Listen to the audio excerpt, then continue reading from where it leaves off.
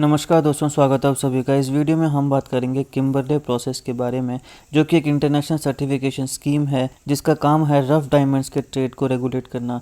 तो हम देखेंगे किम्बरले प्रोसेस है क्या, रफ डायमंड्स क्या होते हैं, और फिर हम देखेंगे लैब ग्रोन डायमंड्स क्या होते हैं, इनकी क्या सिग्निफिकेंस है, इनकी क्या एप्लीकेशन है। सारी चीज़ों को विस्तार से कवर करने वाले हैं। वीडियो को अंत तक जरूर देखेगा। चैनल पर नहीं हो तो सब्सक्राइब अवश्य करेगा। Politics, economy, GK, geography, science, normal, technology के तमाम वीडियोस के लिए अब हमारी प्लेलिस्ट को जरूर चेक करिएगा। आप किसी भी एग्जाम का तैयारी कर रहे हो, हमारी प्लेलिस्ट को कंटेस्ट के बाकी वीडियोस को देख के आपको काफ़ी हेल्प मिलने वाली है। इसे समय निकाल के हमारे चैनल को जरूर चेक करिएगा। चलिए शुरुआत करते हैं। देखिए किम्बरले प्रोसेस क्या है। ये बेसिकली एक इंटरनेशनल सर्टिफिकेशन स्कीम है जो कि रफ डायमंड्स के बीच में जो ट्रेड होता है इसे रेगुलेट करती है। इसका एम है कि जो कन्फ्लिक्ट डायमंड्स हैं उनके फ्लो को प्रिवेंट किया जाए। कन्फ्लिक्ट डायमंड्स क्या होते हैं हम आगे देखने वाले हैं। तो यहाँ पे जो कन्फ्लिक्ट डायमंड्स होते हैं वो जो लेजिटिमेट ट्रेड है उसको ख़राब करने का प्रयास करते हैं। तो इसलिए कन्फ्लिक्ट डायमंड्स का जो फ्लो है उसको प्रिवेंट करने का काम करता है किम्बरले प्रोसेस, ताकि रफ डायमंड्स का जो लेजिटिमेट ट्रेड है उसे प्रोटेक्ट किया जा सके। किम्बरले प्रोसेस सर्टिफिकेशन स्कीम जो है ये बेसिकली उन रूल्स को आउटलाइन करता है जो कि रफ डायमंड्स का जो ट्रेड है उसे गवर्न करते हैं। ये कोई इंटरनेशनल ऑर्गेनाइजेशन नहीं है, इसका कोई परमानेंट ऑफिस या परमानेंट स्टाफ नहीं है। ये किसके ऊपर डिपेंड करता है? डिपेंड करता है बर्डन शेयरिंग के प्रिंसिपल के ऊपर। बेसिकली जितने भी यहाँ पे मेंबर्स हैं वो सारे अपना अपना कंट्रीब्यूशन देते हैं, जितने भी पार्टिसिपेंट्स हैं। और यहाँ पे ये इंडस्ट्री और सिविल सोसाइटी के जो ऑब्जर्वर्स हैं उनके द्वारा सपोर्ट किया जाता है। किम्बरले प्रोसेस को किसी भी इंटरनेशनल एग्रीमेंट की तरह कंसीडर नहीं किया जाता है जिसका कोई लीगल पर्सपेक्टिव हो। हालांकि ये इम्प्लीमेंट होती है नेशनल लेजिस्लेशंस के माध्यम से जो इसके पार्टिसिपेंट्स के द्वारा किया जाता है। तो अब बात करते हैं कि कन्फ्लिक्ट डायमंड्स क्या होते हैं। देखिए, जो रफ डायमंड्स रेबल मूवमेंट्स या उनके एलाइज के द्वारा यूज़ किए जाते हैं। यानी मान लो कहीं पे कोई कन्फ्लिक्ट चला है, लड़ाई झगड़ा चल रहा है, लेकिन वहाँ पे डायमंड का ट्रेड हो रहा है, तो उस डायमंड को हम बोलते हैं कन्फ्लिक्ट डायमंड। क्यों? क्योंकि इसके द्वारा जो पैसा कमाया जाएगा उसको इलीगल एक्टिविटीज़ में यूज़ किया जा सकता है। तो इसलिए इसको हमने क्या कहा? Conflict diamond. ऐसा रफ डायमंड जिसे रेबल मूवमेंट्स या उसके जो एलाइज हैं उसके द्वारा यूज़ किया जाए कन्फ्लिक्ट को फाइनेंस करने के लिए, और इसकी वजह से जो लेजिटिमेट गवर्नमेंट्स हैं उसको अंडरमाइन करने का यह काम करता है। तो अब किम्बरले प्रोसेस में कौन कौन इन्वॉल्व है, तो देखिए ये सारे के सारे देशों के लिए ओपन है। कोई भी देश इसकी जो रिक्वायरमेंट्स हैं उनको अगर इम्प्लीमेंट करने के लिए अपनी इच्छा जताता है तो वो इस प्रोसेस को ज्वाइन कर सकता है। इस पॉइंट ऑफ टाइम पे किम्बरले प्रोसेस के 55 पार्टिसिपेंट्स हैं जो 82 कंट्रीज़ को रिप्रेजेंट करते हैं। यहाँ पे यूरोपियन यूनियन भी आते हैं, और इसके कई ऐसे मेंबर स्टेट्स हैं जो सिंगल पार्टिसिपेंट की तरह भी काउंट होते हैं।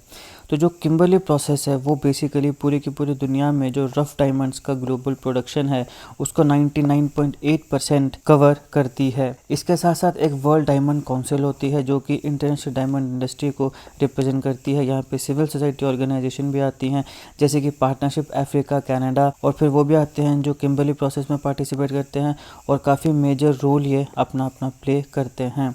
अब बात करते हैं किम्बरले प्रोसेस काम कैसे करता है। तो देखिए, किम्बरले प्रोसेस सर्टिफिकेशन स्कीम जो है ये एक्सटेंसिव रिक्वायरमेंट्स इम्पोज करती है अपने मेंबर्स के ऊपर, ताकि रफ डायमंड्स की जो सर्टिफाइड शिपमेंट है उसको इनेबल किया जा सके। ये बताने के लिए कि ये जो रफ डायमंड है ये कन्फ्लिक्ट फ्री है, ये कन्फ्लिक्ट डायमंड नहीं है, यानी इसमें जब तुम पैसा खर्च रहे हो तो वो किसी इलीगल एक्टिविटी में यूज नहीं हो रहा है। इसका एम यही है कि जो लेजिटिमेट ट्रेड है उसमें कन्फ्लिक्ट डायमंड को आने से प्रिवेंट किया जाए। जो KPCS यानी किम्बरले प्रोसेस सर्टिफिकेशन स्कीम के टर्म्स हैं वहाँ पे क्या होता है कि जो पार्टिसिपेटिंग स्टेट्स हैं उन्हें अपने नेशनल लेजिस्लेशन और इंस्टीट्यूशंस को यहाँ पे प्लेस करना पड़ता है। एक्सपोर्ट, इंपोर्ट और जो इंटरनल कंट्रोल है उसे अच्छे से करना पड़ता है। वहाँ पे ट्रांसपेरेंसी जो है उसको बताना पड़ता है, ट्रांसपेरेंसी को रखना पड़ता है एक्सपोर्ट में, इंपोर्ट में, इंटरनल कंट्रोल्स में, और इसके साथ साथ जो स्टैटिस्टिकल डाटा होगा उसको भी एक्सचेंज करना पड़ता है। पार्टिसिपेंट्स तभी बाकी पार्टिसिपेंट्स के साथ लीगली ट्रेड कर सकते हैं जब वो इस स्कीम की जो मिनिमल रिक्वायरमेंट्स हैं उसको पूरा करते हैं।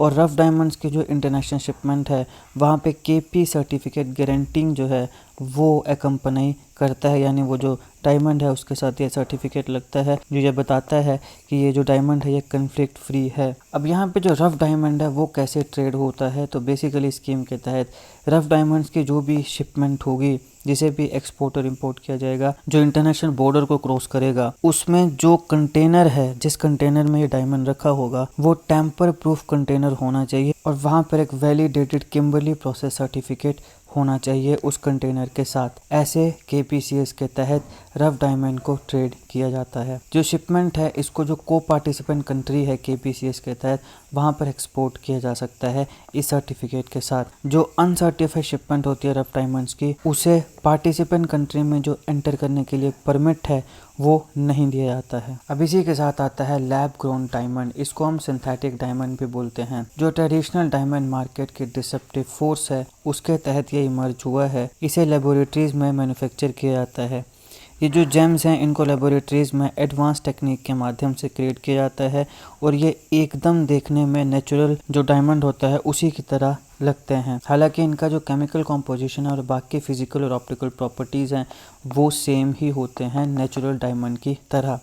नेचुरली अकरिंग डायमंड जो है उसको बनने में मिलियन साल लग जाते हैं क्योंकि वो कार्बन डिपॉजिट की वजह से बनते हैं। कार्बन डिपॉजिट जो बरी होते हैं अर्थ के विद इन, वो जब एक्सट्रीम हीट और प्रेशर को एक्सपोज करते हैं, यानी अर्थ के अंदर कार्बन डिपॉजिट्स हैं, यहाँ पे एक्सट्रीम हीट और एक्सट्रीम प्रेशर जब इनके ऊपर पड़ेगा तब ये डायमंड बनेंगे। लेकिन जो आपके पास लैब ग्रोन डायमंड है वो लेबोरेटरी में ग्रो होते हैं। तो कैसे ग्रो होते हैं? बेसिकली दो प्रोसेसेस होती हैं। एक HPHT high pressure high temperature method, एक आता है CVD chemical vapour deposition method.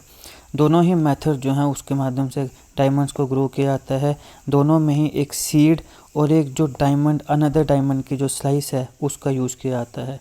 सबसे पहले हम देखते हैं high pressure high temperature HPHT method. इसमें क्या होता है, एक सीड है, इसको एक प्योर ग्रेफाइट कार्बन के साथ एक्सपोज किया जाएगा हाई टेम्परेचर। हाई टेम्परेचर यहाँ पे कितना होगा, 1500 डिग्री सेल्सियस, और इसके साथ हाई एक्सट्रीमली हाई प्रेशर। तो आपके पास क्या है, एक सीड आया, सीड के साथ एक प्योर ग्रेफाइट कार्बन है, उसे एक्सपोज किया गया हाई टेम्परेचर कितना, 1500 डिग्री सेल्सियस, और high pressure extremely high pressure तक। ये होता है HPHT। फिर आता है केमिकल वेपर डिपोजिशन। इसमें क्या होता है, जो सीड है उसको 800 डिग्री सेल्सियस तक एक सील्ड चैम्बर जो कार्बन रिच गैस से फिल होगा, ये मान लो ये एक, ऐसे मैं दोबारा बनाता हूँ, ये एक सील्ड चैम्बर है, इसके अंदर क्या है, कार्बन रिच गैस है, और यहाँ पे एक सीड आपने ऐसे करके रख दिया। यहाँ पे क्या दिया, एक्सट्रीम हीट दी, कितनी, 800 डिग्री सेल्सियस। अब यहाँ पे ये कार्बन रिच जो गैस है ये इस सीड के साथ स्टक हो जाएगी और फिर वो डायमंड को बिल्ड करेगी।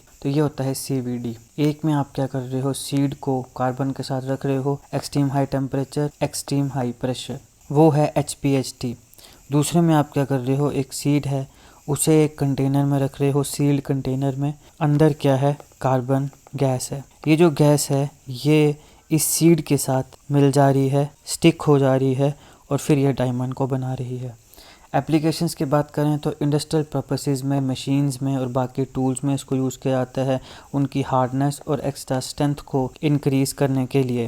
प्योर सिंथेटिक डायमंड जो है उसको इलेक्ट्रॉनिक्स में यूज़ किया जाता है हीट स्प्रेडर के तौर पे, हाई पावर लेज़र डायोड्स में, लेज़र एरेज में और हाई पावर ट्रांजिस्टर्स में। इसे लग्जूरियस और एस्थेटिक पर्पसेस के लिए भी यूज़ किया जाता है।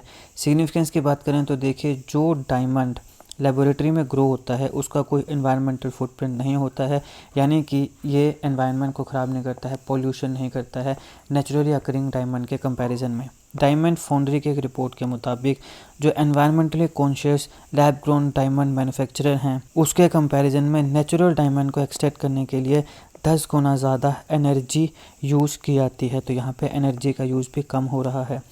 ओपन पिट माइनिंग जो है ये कॉमन मेथड होता है नेचुरल अकरिंग डायमंड को माइन करने का। ओपन पिट माइनिंग सबसे ज़्यादा मोस्ट कॉमन मेथड है जिसके माध्यम से जो नेचुरल डायमंड है उसको माइन किया जाता है। यहाँ पे टन्स ऑफ अर्थ और रॉक जो है उसको एक्सट्रैक्ट किया जाता है प्रीशियस स्टोन्स के माध्यम से। भारत में अगर हम बात करें लैब ग्रोन डायमंड्स का क्या सिनेरियो है, तो सूरत आप सब जानते हैं हब है डायमंड कटिंग और पॉलिशिंग का। अभी हाल ही में कुछ समय पहले सूरत में वर्ल्ड का लार्जेस्ट एक ऑफिस बिल्डिंग डायमंड्स के लिए सूरत डायमंड बोर्स ये ओपन हुआ था। इसको मैंने अच्छे से अलग वीडियो में कवर किया, जरूर देखेगा, लिंक मैं डिस्क्रिप्शन में दे दूंगा। तो सूरत जो वो ग्लोबल डायमंड ट्रेड में काफ़ी पाइवोटल रोल प्ले करता है। पूरी दुनिया में जितने भी डायमंड्स की कटिंग और पॉलिशिंग होती है उसका 90% माइंड हमारे भारत के सूरत में होता है, तो ये एक बहुत बड़ा नंबर है। 2019 से 22 में देखा जाए तो लैब ग्रोन डायमंड की जो एक्सपोर्ट वैल्यू है वो 3 गुना हुई है हमारे भारत से। 25% अप्रैल से अक्टूबर 2023 में देखने को मिला और इसी सेम पीरियड में एक साल पहले 15% इंक्रीज देखने को मिला था। लैब ग्रोन डायमंड्स जो हैं उनकी पॉपुलैरिटी ग्लोबली काफ़ी इंक्रीज हो रही है, क्योंकि एक तो इथिकल अपील है वहाँ पे और दूसरा अफोर्डेबिलिटी है। जो लैब ग्रोन डायमंड्स होते हैं उनको ब्लड फ्री डायमंड्स भी बोलते हैं, क्यों? क्योंकि ये गारंटी करते हैं नो वायलेंस और नो ह्यूमन राइट्स अब्यूज़। क्योंकि मैंने आपको कहा कि यहाँ पे भरोसा है कि ये कन्फ्लिक्ट डायमंड नहीं होगा, यानी इसका जो पैसा है वो इलीगल एक्टिविटीज़ में यूज़ नहीं हो रहा है। लैब ग्रोन जेम्स का या लैब ग्रोन डायमंड्स का जो ग्लोबल मार्केट शेयर है 2018 में वो 3.5% था, लेकिन 23 तक आते आते वो 18.5% हो गया। तो आप देख सकते हो इतना ज़्यादा इंक्रीज देखने को मिल रहा है। 2024-25 तक ये 20% तक पहुंच जाएगा, ये इंडस्ट्री का एनालिसिस है। अब ये जो ग्रोथ है इसने इस इंडस्ट्री में काफ़ी ज़्यादा प्रेशर डाल दिया है, जो कि ऑलरेडी जियोपॉलिटिकल चैलेंजेस को ग्रैपल कर रही है, और जो नेचुरल डायमंड्स हैं उनकी डिमांड भी हमें डिक्लाइन होते हुए देखने को मिल रही है। मेजर डायमंड प्रोड्यूसिंग कंट्रीज़ की बात करें पूरी दुनिया में तो आता है democratic Republic of Congo, Botswana, Canada, Russia और साउथ अफ्रीका। यहाँ जो रशिया है वो देखिए वर्ल्ड का लार्जेस्ट प्रोड्यूसर है रफ डायमंड्स का। 2022 की बात करें तो 42 मिलियन कैरेट्स की माइनिंग हुई है रफ डायमंड्स की रशिया में। अब यहाँ पे इथिकल कंसर्न्स क्या है नेचुरल डायमंड के साथ? देखिए, सबसे पहले ब्लड डायमंड या कन्फ्लिक्ट डायमंड। कुछ नेचुरल डायमंड्स ऐसे हैं जिन्हें कन्फ्लिक्ट जोन में माइन किया जाता है, तो यहाँ पे इसलिए इन डायमंड्स को ब्लड डायमंड या फिर कन्फ्लिक्ट डायमंड कहा गया, क्योंकि इसका जो प्रॉफिट होगा वो अनइथिकल रीजंस के लिए यूज़ किया जाएगा। तो यहाँ पे इसका जो पैसे की कमाई है उसे किसी आर्म्ड कन्फ्लिक्ट को फाइनेंस करने के लिए यूज़ किया जा सकता है। और ये जो डायमंड्स हैं ये ह्यूमन राइट्स के अब्यूज़ के साथ भी एसोशिएट हो सकते हैं। तो यहाँ पे न जाने कितने काउंटलेस इंडिविजुअल्स जो हैं उस अफेक्टेड एरिया में उनकी सफरिंग हो रही है इसकी माइनिंग के लिए। फिर आता है एक्सप्लॉयटेशन एंड लेबर कंडीशंस। कुछ केसेस में जो नेचुरल डायमंड की माइंस में वर्कर काम करते हैं वो पुअर वर्किंग कंडीशंस में हैं, लो वेजेस उनको मिलती है, जॉब सिक्योरिटी उनके पास नहीं है। ये जो एक्सप्लॉयटेशन है ये काफ़ी सोशल इशू है जो कि सिग्निफिकेंट अटेंशन अट्रैक्ट करता है। चाइल्ड लेबर एक बहुत बड़ा कंसर्न है इन रीजन्स में जहाँ पे नेचुरल डायमंड की माइनिंग होती है। फिर आता है एनवायरमेंटल इम्पैक्ट। नेचुरल डायमंड की जो माइनिंग है वो काफ़ी नोटोरियस है और उसके काफ़ी एनवायरमेंटल कंसिक्वेंसेस हो सकते हैं। लार्ज स्केल ओपन पिट माइंस जो हैं उसकी वजह से डिफॉरेस्टेशन, सॉइल इरोजन और इस प्रकार की जो एनवायरमेंटल प्रॉब्लम्स हैं वो निकल के आ रही हैं। इससे लोकल इकोसिस्टम में जो हार्मफुल केमिकल्स हैं वो भी रिलीज़ होते हैं। तो ये ना सिर्फ उस रीजन के एनवायरनमेंट को इफेक्ट करती है बल्कि आसपास जो नियर बाय कम्युनिटीज़ हैं वहाँ पे जो लोग रहते हैं उनके लिवलीहुड्स को भी अफेक्ट करती है। दूसरा जो मैन मेड डायमंड होता है जिसको हम लैब ग्रोन डायमंड कह रहे हैं वो ज़्यादा एनवायरमेंटली फ्रेंडली है और सिग्निफिकेंटली वो रिड्यूस करता है डिस्ट्रक्टिव माइनिंग की प्रैक्टिसेस को। मनी लॉन्ड्रिंग और करप्शन यहाँ पर एक बहुत बड़ा मुद्दा है। डायमंड का ट्रेड जो है वो मनी लॉन्ड्रिंग और करप्शन के साथ जुड़ा है, तो ये कहीं ना कहीं सोशल इकोनॉमिक डेवलपमेंट जो है डायमंड प्रोड्यूसिंग कंट्रीज़ की उसे अंडरमाइन करता है। तो इन्हीं सारे इश्यूज़ को कम्बैट करने के लिए हमें अकाउंटेबिलिटी, एंटी करप्शन मेजर्स और ट्रांसपेरेंसी की ज़रूरत है। कहीं ना कहीं वो अकाउंटेबिलिटी किम्बरले प्रोसेस डालने का प्रयास करता है। भारत में अगर हम बात करें कि लैब ग्रोन डायमंड को प्रमोट करने के लिए गवर्नमेंट ने क्या क्या इनिशिएटिव चलाए हैं, पहला 5 ईयर रिसर्च ग्रांट आता है।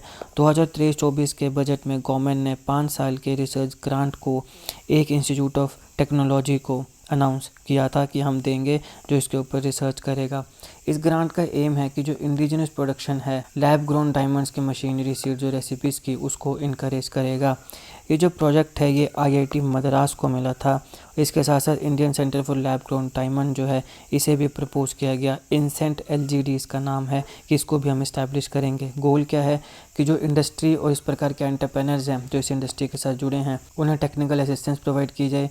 इंडिजिनस मैन्युफैक्चरिंग जो है केमिकल वेपर डिपोजिशन CVD जो हमने पहले देखा और HPHT high pressure high temperature system, इन दोनों प्रोसेस के माध्यम से लैब ग्रोन डायमंड की जो इंडिजिनस मैन्युफैक्चरिंग है उसको इंक्रीज़ किया जाए ताकि LGD का जो बिज़नेस है उसे एक्सपेंड किया जा सके। कस्टम्स ड्यूटी में भी रिडक्शन देखने को मिली। जो लैब ग्रोन डायमंड सीड्स हैं उनके ऊपर कस्टम ड्यूटी को गवर्नमेंट ने रिड्यूस किया। इसके साथ साथ कॉस्ट ऑफ प्रोडक्शन को लोअर करने का काम किया और जो लैब ग्रोन डायमंड की ग्रोथ है उसको इनकरेज करने का भी काम किया। ये जो रिडक्शन है इसका एम यही है कि जो इंपोर्ट की डिपेंडेंसी है उसे कम किया जाए और डोमेस्टिक प्रोडक्शन को इंक्रीज़ किया जाए। यहाँ पे सीड्स के ऊपर जो ड्यूटी है उसे भी 5% से लेके तो नील कर दिया गया। पहले 5% थी, अब 0 कर दिया गया। वही सीड जिसके माध्यम से डायमंड बनेगा। CVD और HPST दोनों प्रोसेसेस हमने देख ली हैं। सिंथेटिक डायमंड्स के ऊपर नए टैरिफ लगाने की बात हुई। गवर्नमेंट ने सिग्निफिकेंट स्टेप लिया नए टैरिफ लाइन्स को क्रिएट करने के लिए रिलेटेड टू सिंथेटिक डायमंड्स। अब ये जो लाइन है ये क्या करेगा, वेरियस प्रोडक्ट्स जो हैं जिसमें सिंथेटिक डायमंड्स भी आते हैं उनकी बेटर आइडेंटिफिकेशन में मदद करेगा। प्राइमरी ऑब्जेक्टिव क्या है कि हम ट्रेड को फैसिलिटेट कर सकें, बढ़ा सकें, और यहाँ पे जो कंसेशनल इंपोर्ट ड्यूटी है उसकी जो एलिजिबिलिटी है उसमें एक क्लियरिटी प्रोवाइड करा सकें। स्पेसिफिक टैरिफ लाइन को क्रिएट करके गवर्नमेंट का एम है कि एक स्ट्रीमलाइन प्रोसेसेस को हम बनाएं ताकि जो ट्रांसपेरेंसी है ट्रेड रिलेटेड मैटर्स में उसे इन्हेंस किया जा सके। तो यह है किम्बरली प्रोसेस और इससे रिलेटेड सारे इंपॉर्टेंट फैक्ट्स हमने कवर कर लिए। आई होप आपको वीडियो अच्छी लगी। अगर आपको अच्छी लगी तो लाइक करिएगा, शेयर करिएगा। सूरत डायमंड पोर्ट्स इसको मैंने अच्छे से कवर किया है, जरूर देखिएगा, लिंक पर डिस्क्रिप्शन में दे दूंगा। Politics, economy, GK, geography, science, environment, technology की तमाम वीडियोस के लिए हमारी प्लेलिस्ट को जरूर चेक करिएगा। आप किसी भी एग्जाम की तैयारी कर रहे हो, हमारी प्लेलिस्ट को करंट अफेयर की बाकी वीडियोस को देख के आपको काफ़ी हेल्प मिलने वाली है। इसे समय निकाल के हमारे चैनल को जरूर चेक करिएगा। GK current affair, GK tricks ऐसी वीडियोस के लिए हमारे चैनल को सब्सक्राइब करिएगा, बेल आइकन को जरूर दबा दीजिएगा ताकि किसी भी वीडियो की नोटिफिकेशन आपसे मिस ना हो। आपका बहुत बहुत धन्यवाद।